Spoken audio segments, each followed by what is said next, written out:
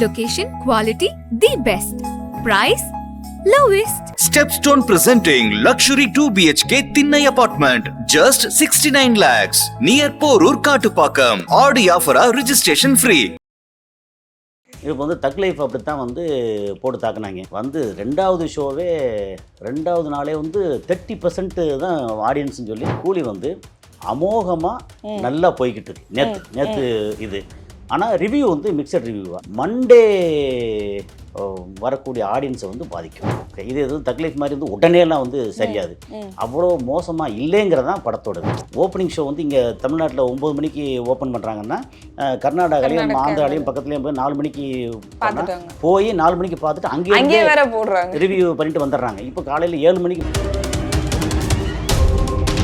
ஆனால் தவறான ரிவ்யூ எனக்கு வருமானம் வரணுங்கிறதுக்காக நெகட்டிவாகவே பேசி அது பண்ணக்கூடிய அந்த ரிவ்யூஸ் வந்து உண்மையிலே டேமேஜ் பண்ணுறாங்க. கூலியவும் டேமேஜ் பண்ணியிருக்காங்க.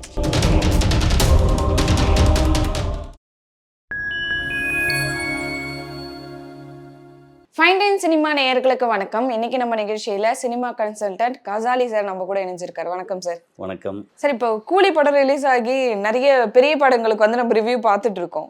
முன்னாடி வந்து நம்ம நிறைய எதிர்பார்த்து போறோம். அதுக்கப்புறம் வந்து ஒரு ஷோ முடிஞ்ச உடனே தெரியுது படம் எப்படி இருக்குன்றது. அதுல வந்து பாத்தீங்கன்னா பெரிய நடிகர்களோட படம் வரும்போது மிக்ஸ்டு ரிவ்யூவா வருது சார். சில பேர் வந்து நல்லா இருக்கு, எக்ஸ்ட்ராடினரியா இருக்கு, போய் பார்க்கலாம். சில பேர் வந்து இல்லப்பா கதையில கொஞ்சம் லேக் ஆகுதுன்னு சொல்றாங்க. அந்த ரிவ்யூவர்ஸோட ரிவ்யூ பார்க்கறதுலேயே ஒரு மாதிரி குழப்பமாயிடுது சார், பார்க்குற நார்மல் ஜென்ரல் ஆடியன்ஸ்க்கு.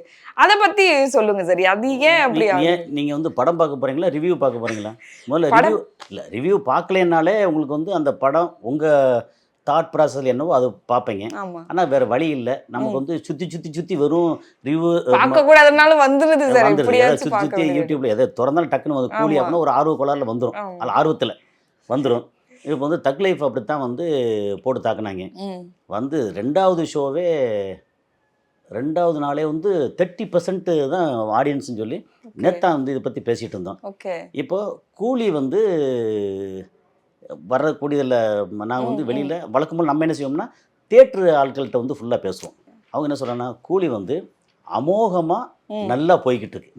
நேற்று இது ஆனால் ரிவ்யூ வந்து மிக்சட் ரிவ்யூவாக இல்லை. முக்கியமாக சொன்னது யார் அப்படின்னா அவர் திருப்பூர் சுப்பிரமணியன் இருக்கார்ல, அவர் வந்து எப்பவும் கரெக்டாக யாரை பற்றியும் கவலைப்படாமல் பயப்படாமல் சொல்லுவார். என்ன சொல்றாரு, கூலி வந்து பிரமாதமாக போய்கிட்டு இருக்கு. மக்கள் வந்து ஆரவாரம் பண்ணுறாங்க. மக்கள் யார் ஃபர்ஸ்ட் டே வர்றது யார், எல்லாம் ரசிகர்கள் ஆரவாரம் பண்ணுறாங்க. ரிவ்யூஸ் வந்து வரக்கூடிய இது வந்து மிக்சடாக வருது அப்படிங்கிறது. இந்த மிக்சடாக வருது என்ன நடக்கும் அப்படின்னா மண்டே வரக்கூடிய ஆடியன்ஸை வந்து பாதிக்கும். இது எதுவும் தக் லைஃப் மாதிரி வந்து உடனேலாம் வந்து சரியாது. அவ்வளோ மோசமாக இல்லைங்கிறதான் படத்தோடது. ஆனால் ஒருவேளை எக்கச்சக்கமாக எதிர்பார்த்து அப்படி எதிர்பார்த்த அளவுக்கு இல்லையோ அப்படின்ற மாதிரி ஒரு. இப்போ இதுக்கு முன்னாடி வந்து விஜய் படம் வந்தது எப்படின்னா கத்தின்னு ஒரு படம். இது எப்படி லைக்கா வந்து உள்ளே எப்படி வர விடுறதுன்னு சொல்லி ஆளாளுக்கு எல்லாம் பயங்கரமாக அப்படி பிரச்சனை பண்ணாங்க. அந்த படம் வந்ததுக்கு அப்புறம் வந்து கத்தி வந்து எக்ஸ்ட்ரானரியாக இருந்துச்சு படம். அப்போது வர எல்லாரும் கொண்டாடிட்டாங்க. ஒருவேளை இவ்வளோ தூரம் ப்ரொமோஷன் பண்ணி எல்லாம் பண்ணதுக்கு அப்புறமும் கத்தி சப்போஸ் நல்லா இல்லைன்னு வச்சுக்கோங்க, அப்போ நெகட்டிவாக போயிருந்துருக்கும்.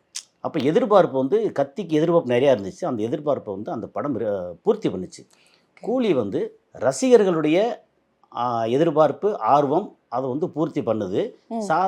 சாதாரண மக்களோட இதை வந்து பூர்த்தி பண்ணலை, முழுசாக பூர்த்தி பண்ணலை அப்படிங்கிறது. இதோட பெரிய ப்ளஸ் என்னென்னு எடுத்தீங்கன்னா நடிகர்கள். நீங்கள் வந்து இந்திய அளவில் அத்தனை பேரையும் வந்து ஒரே படத்தில் எல்லாருமே எடுத்துகிட்டு வந்து இங்கே பார்த்துடலாம்.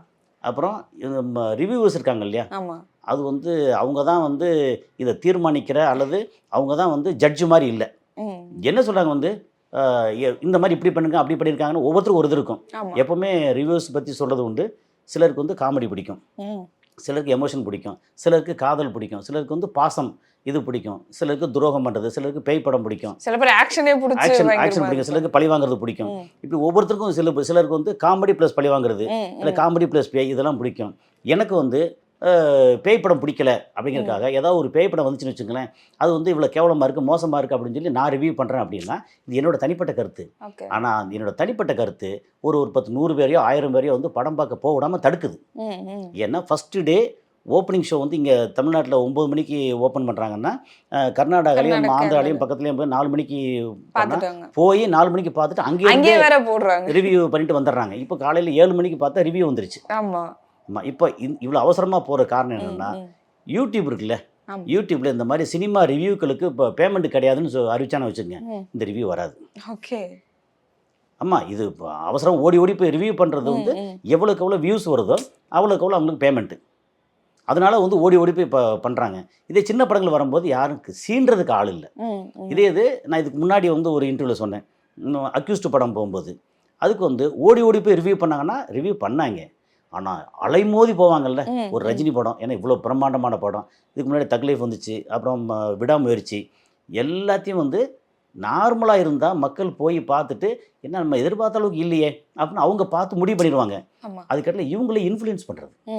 மக்களோட எதிர்பார்ப்பும் குறைஞ்சிருக்கும். அந்த ரிவ்யூஸ் வந்து அதை ஹைப்பேத்தியோ இல்லைன்னா ஏதோ சொல்லி பேசும்போது என்னாச்சுன்னா, நேற்று வந்து கூலி வந்து 14ஆம் தேதி வெளிவந்திருக்கு. இப்போ அடுத்த நாளே வந்து கூலியை போய் பார்க்கணுமா, உடனே பார்க்கணுமா அப்படின்ற ஆர்வம் வந்து நிறைய பேர்ட்ட கேட்குற நிறைய பேர் கேட்போம்ல. கேட்குறது வந்து கூலி வந்து அப்படி ஒன்றும் சுமாராக தான் இருக்குன்னு சொல்கிறாங்களே, எதில் பார்த்தீங்க, இன்னும் ரிவ்யூவில் பார்க்குறோம். அப்போது ரிவ்யூவர்ஸ் வந்து அவங்க இன்ஃப்ளூயன்ஸ் பண்ணுறாங்க. இதே தான் முன்னாடி வந்து நீயா நானால பேசும்போது இதே தான் சொல்லியிருந்தோம்.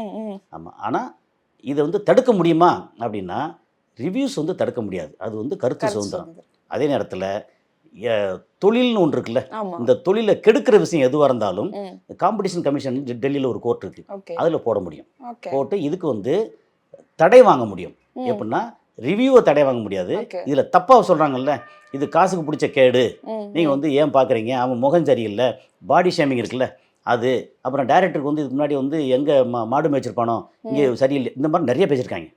இந்த மாதிரி தவறாக தனி மனித தாக்குதல் இருக்குல்ல, படம் தவிர்த்து தனி மனித படத்தையே வந்து நீங்க பார்க்காத, காசுக்கு பிடிச்ச கேடு அப்படின்னு சொல்றது வந்து ஒரு பிஸ்னஸ் வந்து தடுக்க. அதில் நீங்கள் அதில் கண்டிஷன்ஸ் எல்லாம் படித்து பார்த்தீங்கன்னா காம்படிஷன் கமிஷன் வந்து பக்கம் பக்கமாக இருக்குது, படித்து பார்த்தா அதில் இருக்குது. எந்த தொழிலையும் யார் பண்ணக்கூடிய எந்த தொழிலும் இன்னொருத்தருக்கு வந்து தடுக்கிறதுக்கு உரிமை கிடையாது, அதை வந்து டேமேஜ் பண்ணுறதுக்கு உரிமை கிடையாது.